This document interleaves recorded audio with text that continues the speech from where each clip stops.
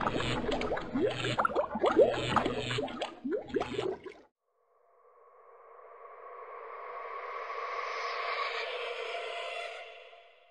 guys, Freaky Finance here. Happy New Year. I'm gonna try to pump out 2 videos this weekend. I do have the Monday off. So let's get into a normal video and then I'll do more of a year-end one in the next video. Um, so today we're gonna do IMAX. And this is an interesting one. The reason why I'm doing it is 2 things. One, it's kind of like the Cineplex video in a way. It has a superior balance sheet to Cineplex, but it also ticks the box for China. So what I've been doing for the last month really is trying to find companies that are listed in America that have exposure to China and have more exposure than what I think the market likely thinks. For example, most people probably don't know that IMAX has the most exposure to China out of all its geographical areas that it operates in terms of theaters, and that is just continuing to happen. And it actually has quite a bit of exposure around the world in general. So I believe as China reopens, we're going to see more and more traffic into IMAX. And we saw an initial bump up in IMAX also going into Avatar. And now it's sold off with the general market in the back half of December. So it's definitely an interesting time as the information from Avatar is getting better, as people, I guess how I view it is, seeing cinema in theater is a experience, and IMAX is kind of like that premium experience, and that's what people have been going to the theaters for, is for the experience as of when COVID ended here. So anyway, let's jump into it. I'll try to go through some visuals here, but that's my thinking on it. So the film slate is also another reason to start liking IMAX. Relative, again, just like Cineplex, the pipeline for production for movies slowed down during COVID. In fact, it stopped at certain spots, right? There's gaps. This is partially on the studios themselves, but also just from COVID and their responses to them in different parts of the world, right? If you're filming in international spots and you get closed down, you can't finish the movie. Anyway, so I believe, if you listen to the Cineplex video, I believe that production of movies and blockbusters is going to continue to increase. And that will help IMAXs of the world, as well as Cineplexes of the world, and the box office numbers of the world. So what I do to look at the box office number, I just use this one. It's free. Anyway, you can see what I look at here is, so I can see 910 releases in 2019 and it generated $11.3 billion. And you can see COVID did a number on the film industry, right? We've seen bankruptcies start to occur in the theatrical industry. On the exhibition side. And so one of the things that we've seen though in 2022 is we have seen a slight increase in production of releases, but still not the same level as 2019 at all. But we have seen a decent jump up in box office numbers, but nowhere near 2019 levels. And what I think is going to happen, and I don't need to get to 2019 levels, but what I expect to happen is this number to keep increasing as the total number of releases keep increasing. I think that's a fair thing to say, as long as people leave their houses and go to movies. On the daily, though, because this is nice to see, since Avatar released, I know a lot of the headlines were saying that it was a failure or something like that. It's not. It's been posting over the box office since the release has been posting over $30 million a day, and even on slow days. I mean, this is holidays. But it's been pretty interesting how much a release can drive box office, a strong release. And I think as we get more and more of these, Avatar and Black Panthers, you're going to still see some big ones. You're going to see these lulls because there's less number of total releases on these these off days, right? So the Tuesdays, Wednesdays, Thursdays that are pretty weak. But then you're going to have these big weekends for the releases, right? So Avatar's release was technically actually a weaker weekend for a big name, but you can see ever since we're talking up 500% over the prior week, 500% over the prior week, 600% over the prior week. So big increases. Instead of having 3 million, you're having 20 million, right? And that's been steady since the release. So I think you're going to see that with certain movies. Avatar's obviously a little bit more special. And it does have that visual for IMAX, which I like. So as the information came in that people were seeing Avatar, especially in IMAX, and the IMAX shares were going down, I was like, oh, that's exciting, because it also fills into my China play, my China reopening play, which is also happening at the same time. even if the media wants to say that there's COVID spreading everywhere, which is true. But that was the same thing in America, the same thing in Canada, and now it's going through that in China.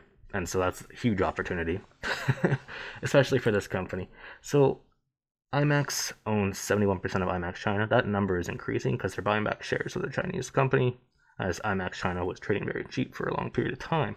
They're also buying back shares of their own company. So this is what I like about this company, is that it's free cash flow positive, and it's been buying back shares pretty much since 2015.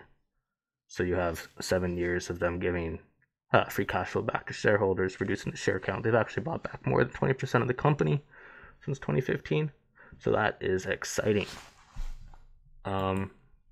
What else? So this is a good visual for just to see the number of theaters in China, 776.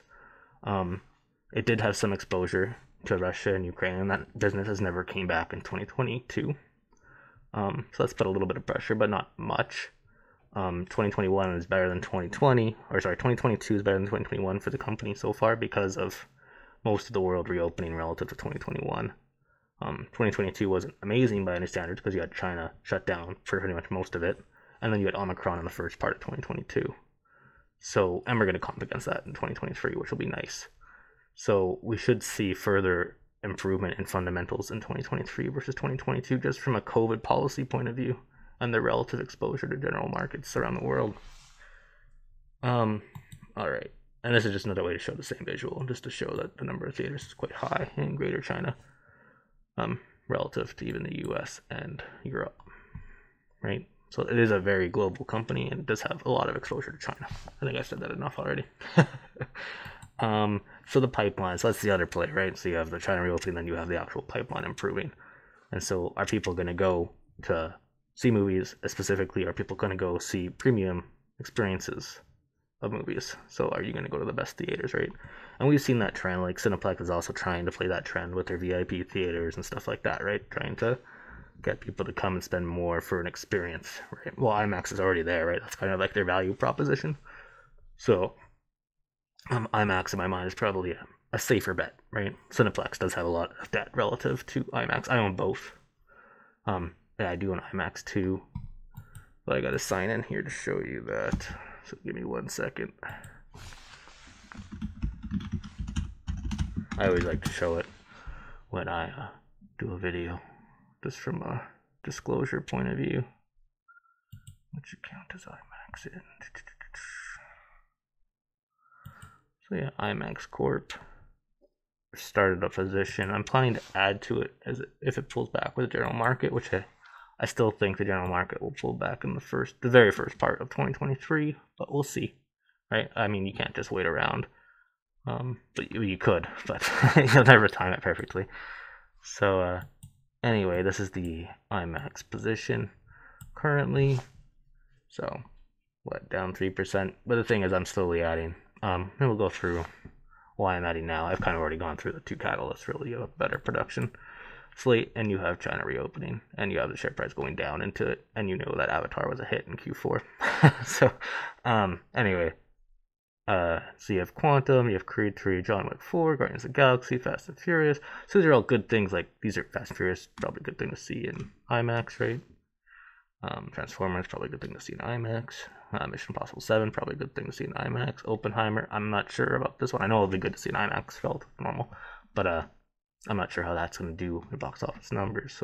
So far, I don't think the trailer's been good enough in my eyes to get the buzz. Dune will probably do well. The first one was very well.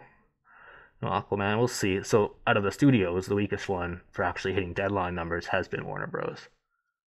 They've been constantly pushing out their movie releases and canning movies left, right, and center. So far, Disney's been the one that actually puts out the movie exactly when it does. Paramount's been actually pretty good too. They actually did surprisingly well in 2022. Obviously, a big part of that was Top Gun Maverick. But anyway, you can see that we have a pretty decently spread out. You want hits basically every month, right? Or 2 a month would be nice, right? Basically, you can get 2 weeks of runtime for big hit in an IMAX theater, and you can get some pretty good numbers. Anyway, so IMAX, as I said, does have that superior value proposition. The market wants, because at home has done so well and streaming is done so well. When you want to go out to see a movie, you want to make sure it's like an experience, right? And I think what this is saying is that's what's happening. So IMAX has been gaining share since COVID started. They've already been slowly gaining share over time, but you can see that it's definitely shot up in the recent years. And a part of that is when you want to go see a movie, it's definitely being experience driven, right? So people are willing to pay the premium price to go see it in IMAX. And I think that trend is slowly going to continue over time. So it should continue to beat out normal theaters. But again, Cineplex was down 75%, whereas IMAX is only down, say, 50%, right? So I'm getting a really good price on Cineplex, which I also own. Though Cineplex is obviously all Canadian, whereas this has a nice China reopening play, hence the theme.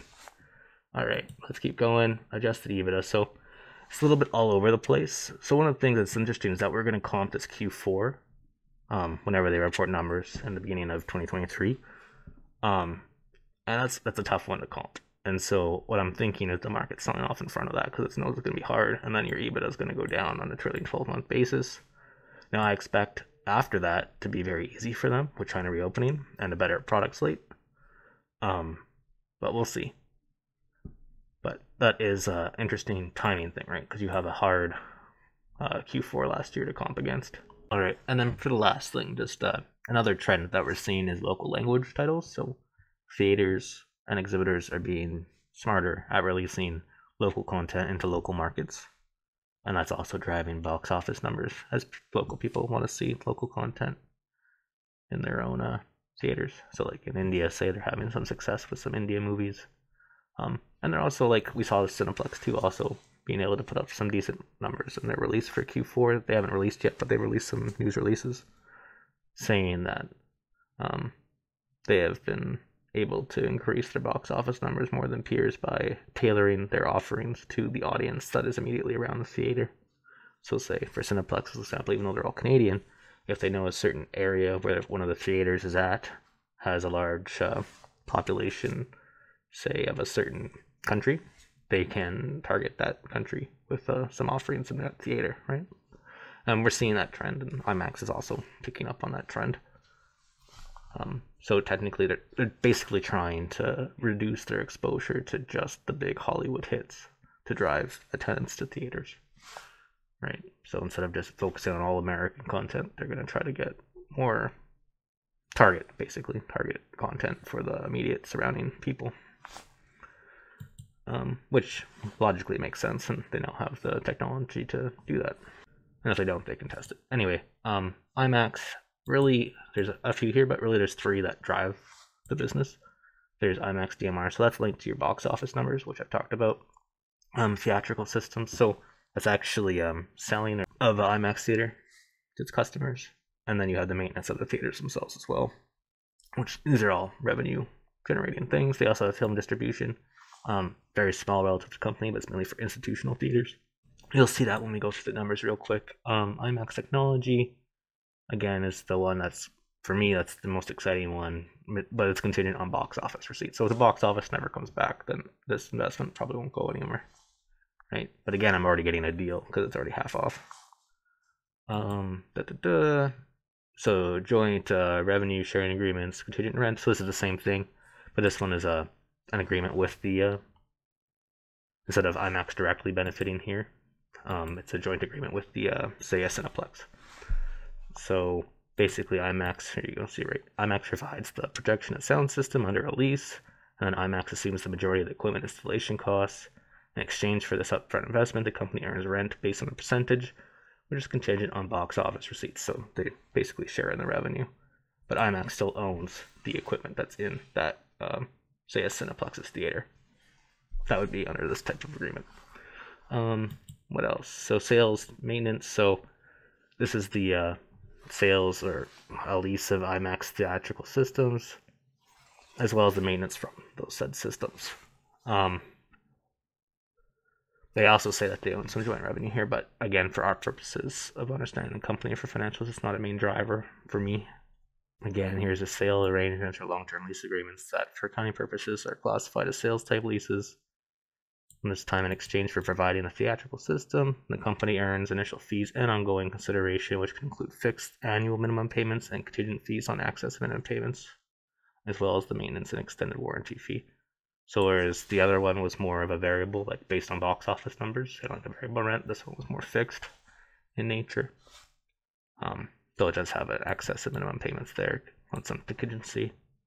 The maintenance is interesting to me, obviously, as the number of theaters grows, the more maintenance income the companies get, and this margin can fluctuate quarter to quarter based on the amount of maintenance that's actually required, right? So in a quarter that doesn't have that much maintenance for their theaters, you're going to see the margins improve because you're getting a fixed amount each month or each quarter, whatever their agreements are with each individual company and for each individual area, probably. What else? Other theatrical businesses. So that's they have aftermarket sales, so 3D glasses. We don't need to go into that because it's not a main driver, but it'll be interesting to see what the margin is on those, and we should see an indication of that based on Avatar's sales for Q4 when they report them sometime in early 2023. Because that is a 3D movie. But anyway, it's not a main driver, right? And neither is film and distribution. Again, that's for institutional theaters mainly. It says that right there. And the company, either a fixed amount or a fixed percentage of the theatrical box office. Anyway, this isn't actually, technically it doesn't have positive gross margins. So I'm not sure exactly what their angle is here. Maybe it's just to help education or something. But they don't actually make, or at least they haven't. I shouldn't say that. I've only looked at this for 2 years, right? At least in the last 2 years, they haven't been making money on this side. And it's small anyway. The cash flow, I think before I jump to the numbers, I did want to point out here that they did pay down the revolver in full after they drew on it during the COVID panic. But in order to do that, they issued convertible notes. And we'll go through the convertible notes and why I actually like this move. It's actually a very smart move, right? And technically the balance sheet's a little bit better because you paid off $307 million and only had to issue 233 convertible notes. And we'll go through that capital structure change in a bit. The slate. So what we've seen is a trend really over the past decade as more and more films are being filmed for IMAX. They call it IMAX DNA, but really it's easy for me, it's filmed for IMAX. So the number of movies that are obviously filmed for IMAX, the more likely IMAX is going to continue to outperform the general theatrical business in general. So say against the Cineplex. You do have one here that's actually filmed with IMAX cameras. That's Oppenheimer. And we'll see how that does, right? Dunkirk did very well, so that's another Christopher Nolan. So we'll see how this one does. I mean, I'm interested to see it, but I don't know if the vast majority of people even know who he is. Anyway, here you have United States and China. I just wanted to show this geography to see the switch that's happening. So during 2021, numbers are this is 9 months, so pretty good sample for a year. You can see the reversal, right? So you had America reopened in 2022 relative to 2021. Again, you do have Omicron in here, so this isn't even a great number either, right? And then you have China close. So you see the two reverse, and it's pretty much netting out. You get the rest of the world relatively open, quite strongly relative to 2021. But again, we still have ways to go. So it is a reopening play, but you get two extra things, right? You get the box office to continue to improve, the number of releases improving, hopefully. And then you get China reopening. Well, the rest of the world hopefully stays open, right? Instead of this vice versa. So like China opens first, then it closes, and then the rest of the world opened, but China closed. So you never got a full year of real recovery of the numbers, even though 2022 so far here to date is superior to 2021, despite the share price being cheaper, which is nice, right? So we actually have 2021. This is where a lot of companies actually peaked on the small cap side. And then the bubbles slowly got deflated out of, not for IMAX, but for the market in general. And we've seen this come all the way back down to 14, which is nice, right? During the COVID panic, this thing did actually punch in under 10. And that's with the world shut down with no vaccines. And you can see as soon as the vaccine news happened in November 2020, the stock quickly shot from 1180, technically all the way up to 21, 24 even, wow. But anyway, it was trading in this range for quite some time in 2018, 2019. I'd say mean reverting around 20.7 a share. So at 14, it's a decent deal, right? We got 33% off, was likely an achievable target. in my eyes in terms of fundamentals. And even then, in prior years, they're actually getting a premium, as we have seen this shift to more premium releases in general.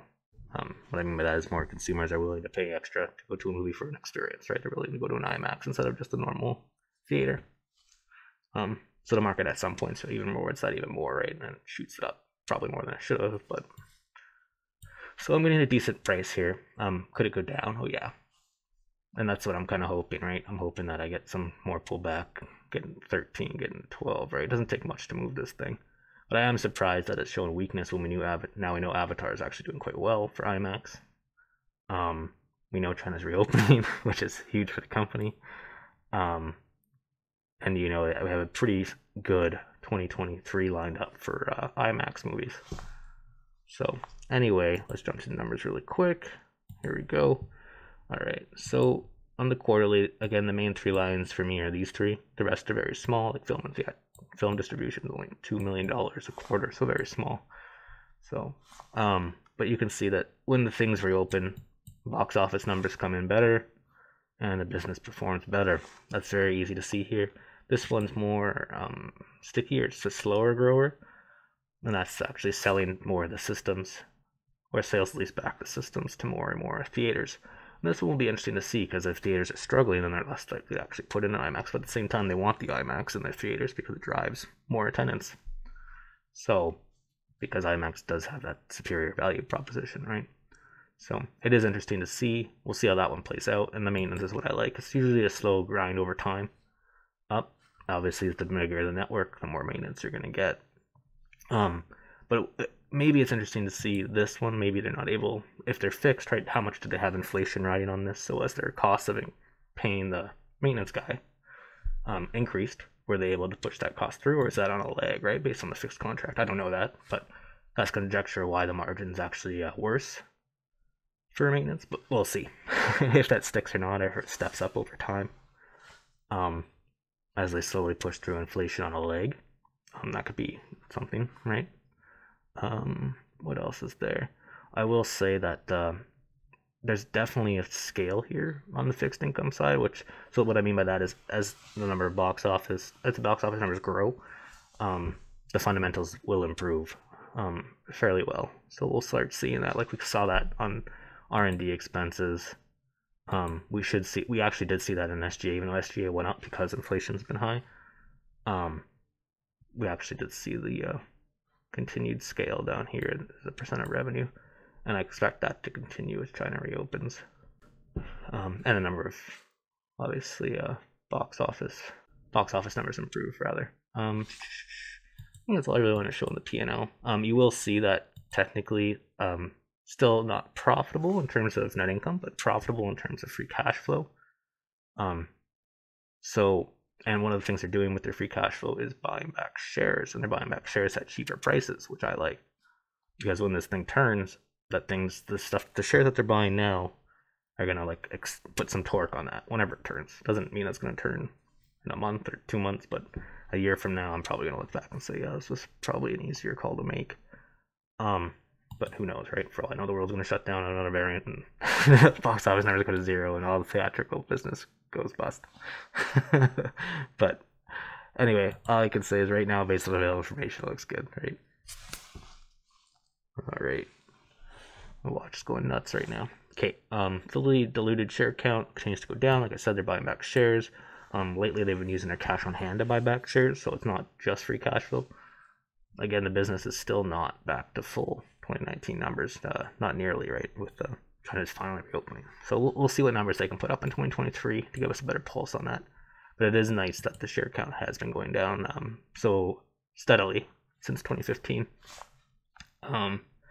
What else? Cash on hand has gone down. Basically, they've been buying back shares with their cash on hand. What else is there? The debt, $230 million.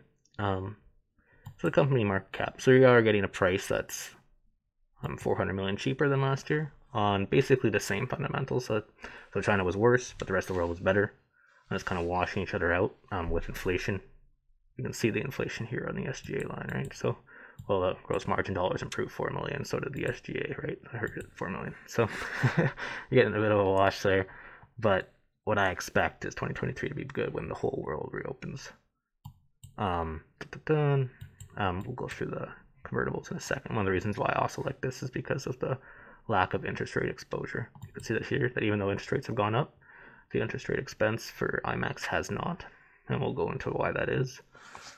CFO is finally back to positive, but not covering the capex. So free cash flow is technically negative on a 9-month. And so how are they buying back shares? Well, they're using their cash on hand.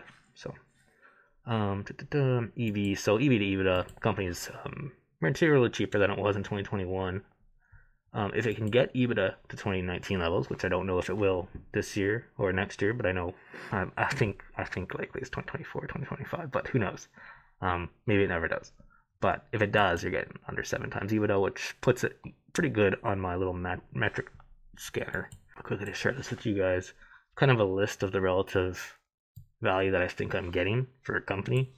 And if it's on this list, generally it means it's a fairly strong idea at a certain price for a certain angle. IMAX is down here. So that's actually, here I have it only at 131 million. In EBITDA, but if it does get like 140 or so, you get this under 7 times. And if you screenshot this, don't don't take it for what it is. It's a work in progress. Some of the numbers are even outdated. The share prices haven't updated for some time. But anyway, I'm probably gonna update this before I do a video on it. But I did want to point out that it is there, and it is fairly cheap, basically under 10 times EBITDA. Depending on the industry, could be considered cheaper. I like things that are in this 3 times EBITDA, 4 times EBITDA or lower. So IMAX is there. It is cheaper, right? It used to trade at 14 times EBITDA. So it is getting there, but I kind of want things that are dirt cheap, right? So I'm hoping IMAX pulled back more. That's what I'm trying to say there. What else? I think that's all I wanted to show there. The annual trend is interesting. Here I wanted to show that IMAX was not a COVID winner, right? We're looking at 2021 and 2022 numbers on that last quarter, but these numbers are not nowhere near what the company is capable of, right? So what I'm hoping for is that we get a continued slow recovery in IMAX, right? And this is the price that it was hovering at in 2019, in between this, call it 20 to 25 range, which is a nice, almost a double from 14, right? If it gets tiered, great, but I don't need that. And we have the share price. So not only is the share price lower, but we have the share count lower as well, by about 20%. So they bought back 20% of the company over the last, well, since 2015. So not only is the share price lower, but the number of shares outstanding is lower. So you're getting a lot of torque in this thing if I am right that box office numbers slowly return. Now I don't even need them to return fully. I mean, they bought back 20% of the company, so if I just get 20% less box office in 2019, I'm probably going to net out in terms of per share pretty good. So I got a little handicap there, even on the favorable side. And that's one of the perks of having a strong balance sheet, is that you can use your extra cash flow when it comes in to buy back shares, which is what the company has done. And I expect that to drive performance over time, assuming the box office numbers are there to support it. I think that's the main thing I wanted to show here. On the segment, I don't think I've really talked about it, but basically the margins, as the world reopens, you're going to see the box office margins come in very well. And this is actually very high margin. So IMAX does make a lot of margin as people go to the box office for IMAX offerings. Margins on maintenance, pretty good too, pretty steady. But again, you have certain times where the theatrical margins, they're not steady, right? Like 2021, you made 21 million on 35 million of sales. This is on 9 months period, so they won't match up to what my quarterly numbers were, but this kind of helps you see the trend, right? And then you can see film distribution has negative margin, and had negative margin last year as well in 9 months. And I already talked about the flip-flop in China versus America. China's down this year versus America, and the rest of the world up. And I expect China to finally catch up to the rest of the world in 2023. The convertibles, this is an interesting one. I'll blow it up a bit. Basically, they issued 230 million at 0.5% notes, so pretty low interest rate. Usually when you offer convertibles, you can get a lower interest rate because you're giving them an option to convert their kind of debt into equity. And that's usually a bad thing for equity holders, which would be me in this case. But the thing is, the convertible price is at $28.75. So before it's dilutive to me, this share price needs to double from the current price that I'm currently buying it at. So I like that. So you get a cheap debt that's not increasing with interest rates increasing in the current environment, and then you have a convertible that's way above the current price. Now they could walk it down. There could be something here that I don't know about, but which would suck for me if it is diluted at a lower price. But right now it kind of puts this nice range that I can make money in, or at least in my mind, without too much resistance. Oh yeah, it's only redeemable by the company at 130% of the conversion price. So redeemable means that the company can buy it back from you at their option. Whereas callable means that you can buy it back at your option, or sell it to them at your option, rather. If certain things are met. So anyway, I thought that was interesting to bring up because the capital structure is actually, in my mind, it's superior to Cineplex, which has to borrow, say, at 7%, 8%. IMAX is borrowing at 0.5% with a convertible kicker. Though I think Cineplex also has a convertible kicker, but it's at a higher interest rate, materially higher interest rate. So this financing good timing in 2021. That's what I'm trying to say here. So in terms of the capital structure, IMAX looks pretty strong. Dun, dun, dun. What else is there? There are the insiders. So there's some skin in the game here. The CEO owns 5% of the company. So he's definitely feeling like he's wondering why the share price is going down when the fundamentals are improving. You also have a guy on the board who's a successful investor who owns 15% of the company. So we'll see. We'll see what happens here, but that's 20% of the company right there with two guys. So I like that. What else? This is just me back checking them to see who they were. Kevin Douglas Telecommunications. What else?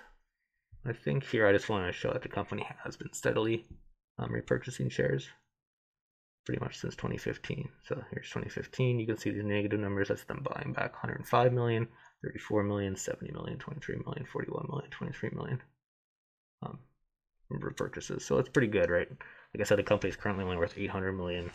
You add the 230 million of equity, or sorry, of convertible debt, then you subtract, so what's left, 80 million in cash. You can see that they're buying back a decent amount of their company each year, right? Say it's under $1 billion they're bought back. Well, just in this year, they bought back $105 million, right? So if the company can get back to even 2016 numbers, you're getting some decent return, right? Here you get 93 million over 2 years that they bought back. So far this year, they bought back 55 million. So, and that was just year to date on 9 months. So the company has been using its cash flow to buy back shares. So I like that. And then I kind of mentioned that the Avatar numbers have been good for IMAX, and that's from IMAX itself. So we'll see what the numbers are for Q4 2022. But I expect this trend to continue as movies, the blockbuster offerings, continue to improve in quantity as we go through 2023 versus 2022. Right? This is global, so this is obviously a part of this is China reopening at the same time. Despite what you're hearing, IMAX China is doing well. I did find this interesting. Just trying to I think they're trying to flex the China market share they have. The company has delivered 26.5 million box office receipts for the film, which is 25% of the total China market for this film. But they only have 1% of the screen, so that tells you the market share. They're trying to flex that here. I think that's why I brought this up. But I already know that IMAX China is strong in China, so it's kind of like here's a tidbit of information. So that's why I'm looking at it right now, right? So I know Q4 is probably going to be an inflection point, and then I should see steady performance improvement in 2023 versus 2022. It's not like 2022 was amazing, right? You had China closed for most of it, and you had the Omicron variant, which made some governments close theatrical offerings again, and people obviously titrate themselves when they pull themselves back when they are scared. So we'll see. Maybe there's another variant coming, but based on all the information, the company looks pretty good. Anyway, that's what I wanted to share with you guys today. And yeah, have a great happy new year. I'll probably do a video that's more go through. I think I'm going to go through all the positions that I can, just rattle them all off where they currently are, because I like to watch those ones because it tells me whether I'm right or I'm wrong next year, right? But we'll go through that probably next video after I edit this one. But yeah, have a happy new year.